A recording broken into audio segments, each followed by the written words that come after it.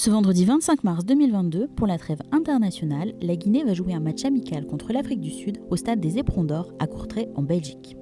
Notre équipe s'est rendue dans cette ville frontalière de la France, située à 30 minutes en voiture de Lille, pour couvrir le match.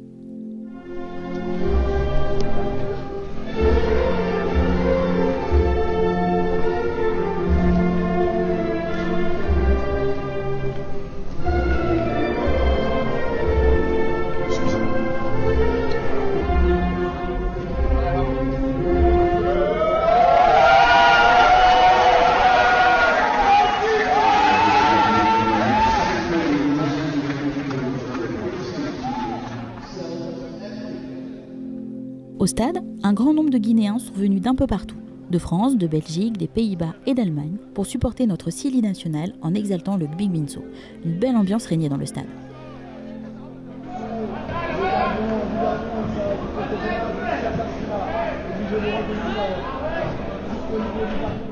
Le Sili est arrivé avec beaucoup d'absents et surtout avec de nombreux joueurs qui fêtent leur première sélection en tant qu'international de Guinée. Naby Keïta est forfait, mais c'est une première pour Serhou Guirassy, l'attaquant de Rennes et bien d'autres. Au début du match, nous avons vu une équipe faible défensivement avec de multiples occasions pour les Sud-Africains.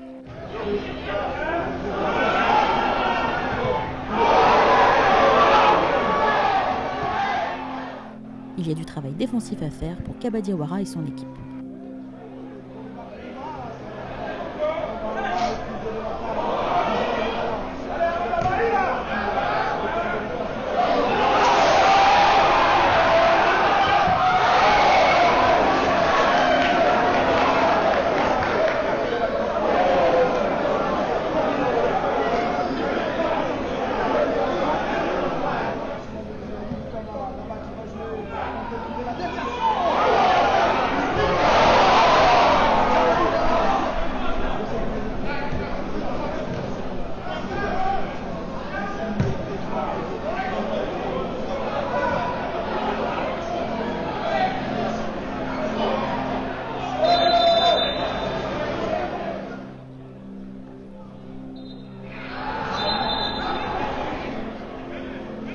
Une deuxième mi-temps plus animée, avec des occasions de part et d'autre.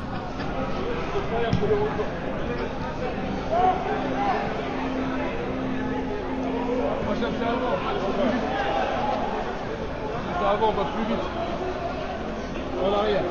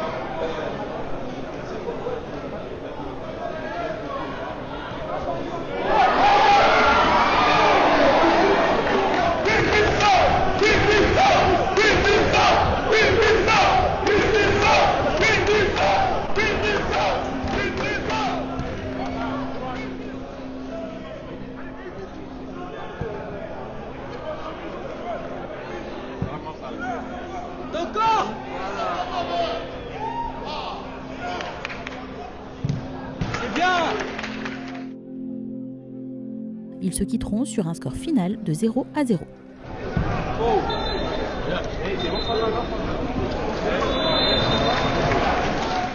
À la fin du match, le coach Kaba Diawara nous explique sa vision du Sili pour les prochaines années. Ça a été bien, on a fait 0-0. On est content parce qu'on avait beaucoup de nouveaux joueurs qui ont fait leur premier match, mais on voit tout de suite que ça prend. On a encore ce problème d'efficacité à marquer des buts, mais bon, et sur le peu de jours qu'on a pu travailler, on peut être quand même content du contenu. C'est bien, donc pour les nouveaux, qu'est-ce que vous avez vu? Guirassy a été bon. Il a été bon, il n'a pas marqué, mais bon, on sent déjà qu'il y a une présence, qu'il y a des qualités et il faut qu'on exploite ça encore plus. Mais bon, ça c'est en jouant de plus en plus de matchs ensemble. Et voilà, on avait beaucoup d'absents aussi, donc c'est un petit peu dommage. Mais déjà on voit qu'on a une certaine base, donc il faut accompagner cette équipe encore une fois. Je le répète souvent, c'est clair, mais bon, c'est des jeunes joueurs et il faut les accompagner. Ouais, je suis d'accord avec vous. Même on voit quand même à la deuxième mi-temps, après les 110 minutes, l'équipe a bien joué. Ouais. On voit une différence par rapport au début du match. Qu'est-ce qui a fait qu'au début du match, les 10 premières minutes, c'est compliqué pour la défense? Justement, parce qu'on avait décidé de jouer haut et eux, ils ont, par peur, par crainte, ils ont décidé de jouer bas. Donc bon voilà, on ne savait pas si on devait remonter ou alors jouer bas. Et c'est ça qui nous a causé deux, trois problèmes. On s'est mis en danger seul.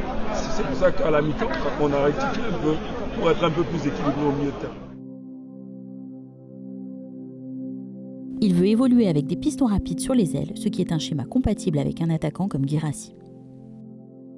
À mon sens, c'était un match assez équilibré avec deux équipes qui avaient la volonté de bien jouer au football. Deux équipes qui se construisent, je pense. Je parle pour nous. Avec beaucoup de jeunesse, beaucoup de fougue. Il y a eu des temps très très forts, avec beaucoup de possession. Pour nous la Guinée, avec de bons enchaînements. Il nous a manqué peut-être certaines choses dans la zone de finition, mais on a quand même amené dans l'animation, il s'est passé quand même pas mal de choses. Moi personnellement, il manquait qu'un petit but, sinon je pense que c'était un match quand même intéressant. Oui. Et alors, comme vous avez dit, c'était un match équilibré de deux côtés. Oui. Et surtout, on a, côté guinéen, beaucoup de nouveaux arrivants, donc il faut les intégrer, ça manque d'automatisme. Comment vous les avez trouvés? Très investis, très investis, très sérieux. On a essayé pendant ces quelques jours d'apporter une certaine rigueur. Ils ont bien répondu et ça s'est vu même sur la fin avec de la fatigue. Bon, il y a des joueurs qui étaient en compétition il n'y a pas très longtemps, comme les autres en face aussi. C'est pas une excuse, mais même dans les moments difficiles, dans les moments cruciaux, avec un peu de fatigue, où c'était un peu déséquilibré, parce que les deux équipes attaquaient et voulaient marquer, donc il y a eu un peu des déséquilibres, un peu des trous dans certains secteurs. On n'a pas rechigné à faire des efforts et à rester organisé en changeant de système. Le coach Kaba a changé plusieurs fois de système justement pour régler ces choses-là, ça s'est bien passé et les joueurs ont répondu. Avant de rentrer dans les vestiaires, les joueurs du Sili, notamment Serrou et Ilax Kourouma, se sont livrés longtemps à des séances de photos avec les supporters. Une bonne manière de communier avec leurs fans et de réaffirmer leur attachement à leur patrie.